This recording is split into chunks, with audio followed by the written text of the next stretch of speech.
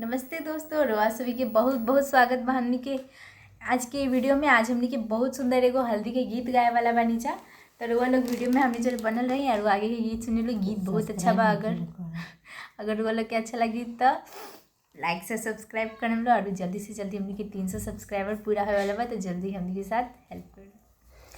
पापा जी बोलिले हरि हरि हर दिया हो, पापा जी बोले हाथ हर दिया हो, भैया बैठस रखवा रे लाला, भैया बैठस रखवा रे लाला।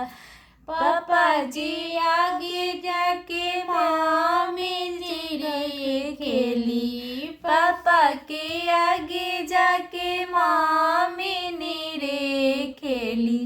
बेटी भैली से आनाए लाला, अब बेटी भैली से आनाए लाला।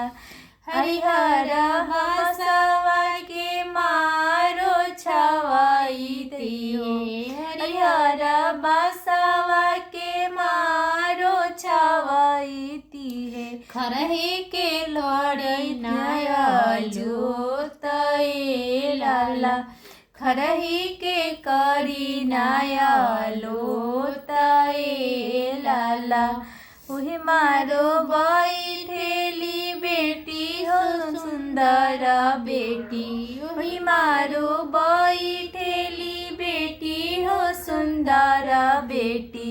माथे हर दिया लगे रे लाला, माथे हर दिया लगे जाए लाला।